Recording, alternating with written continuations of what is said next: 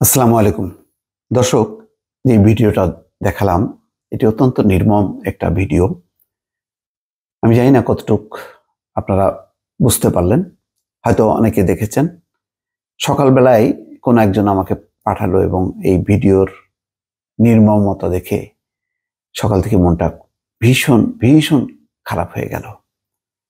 কিভাবে ঠান্ডা মাথায় একটা ছোট্ট কিশোরকে গুলি করতে পারলো, যে আত্মরক্ষার জন্য সে লুকিয়েছিল ভয়ের চোটে। সেই কিশোরের উপরে দুজন পুলিশ পরপর গুলি চালালো একেবারে প্রকাশ্যে। দেখেন, এটি হচ্ছে মৃত্যুর ভয়ে 4 তলার কার্নিশে ঝুলে থাকা কিশোরকেও ছাড়েনি পুলিশ। ঠান্ডা মাথায় খুব কাছ থেকে কয়েক রাউন্ড গুলি করে হত্যা। রামপুরা বনশ্রীর মেরাদিয়া বাজারে অবস্থিত রামপুরা থানার পার্শ্ববর্তী নির্মাণাধীন বিল্ডিংয়ে পুলিশের গুলিতে টিকতে না পেরে কিশোর ছেলেটি থানার পাশেই মেইন রোড সংলগ্ন একটি নির্মাণাধীন 4 তলা ভবনে উঠে যায়। সবাই চলে যেতে পারলেও এই কিশোর ওই ভবনে আটকা পড়ে। 4 তলার ছাদের সাইড দিয়ে নেমে সে নিজেকে লুকোনোর চেষ্টা করে, কিন্তু তাকে দেখেই 2 পুলিশ রিভলভার দিয়ে পরপর 6 রাউন্ড গুলি করে ওই কিশোরের মৃত্যু নিশ্চিত করে। দর্শক, এই খবরটা বলছে এই কারণে যে একটা রিপোর্ট আজকে প্রথম আলোতে প্রকাশ হয়েছে। সেই রিপোর্টের শিরোনাম হচ্ছে 16 জনের শরীরেই গুলির ক্ষত, সারতে সময় লাগবে।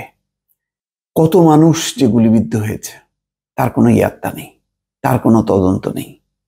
আমরা কিছু সংখ্যক মানুষকে হাহাকার করতে দেখছি মেট্রো রেল, এক্সপ্রেসওয়ে, বিটিভি বা সরকারি স্থাপনা ধ্বংসের জন্য।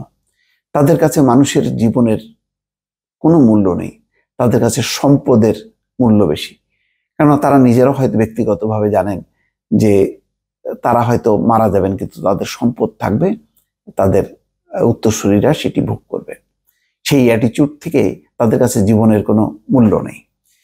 তো যাই হোক, এই খবরটি বললাম এই কারণে, দেখেন যে যারাই চিকিৎসাধীন অধিকাংশই সবই হচ্ছে গুলি। তাহলে এত গুলি কাদের কাছে ছিল? এর কি তদন্ত হচ্ছে? সরকার তো তদন্ত করছে যে হত্যার বিচার করা হবে, ঘটনা তদন্ত করা হবে। কি তদন্ত করা হবে? কার বিরুদ্ধে তদন্ত করা হবে? এই তদন্ত কি এই সরকারের পক্ষে সম্ভব হবে? এই কথাটা আমি বারবার বলছি। এই খবরে বলা হচ্ছে, কোটা সংস্কার আন্দোলন ঘিরে সংঘাতের সময় 20 জুলাই রাজধানীর কাফরুলে বুকে গুলিবিদ্ধ হন শিক্ষার্থী জোহানুল ইসলাম, যার বয়স 18। চিকিৎসকরা তাকে জানিয়েছে গুলিতে বুকের হাড় ফেটে গেছে। রাজধানীর জাতীয় বক্ষব্যাধি ইনস্টিটিউট ও হাসপাতালে চিকিৎসাধীন জোহানুল গতকাল শনিবার তথ্য অনুযায়ী জোহানুল সহ 16 জন এই হাসপাতালে চিকিৎসাধীন। তাদের মধ্যে একটি শিশু আছে।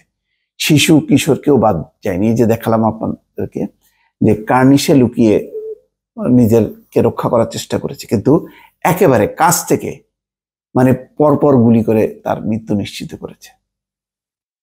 এই ছিল ঢাকার 5 দিনের পরিস্থিতি। দর্শক, সবাই কোটা সংস্কার আন্দোলন ঘিরে সংঘাতে আহত হয়েছে। হাসপাতালে নিবন্ধন খাতায় এই 16 জনের নামের পাশে গান শট ইনজুরি লেখা আছে। দর্শক, আমার মনে হয় আর বুঝতে বাকি নেই যে যারা হতাহত হয়েছে কি কারণে হতাহত হয়েছে। ভালো থাকবেন। আল্লাহ হাফেজ।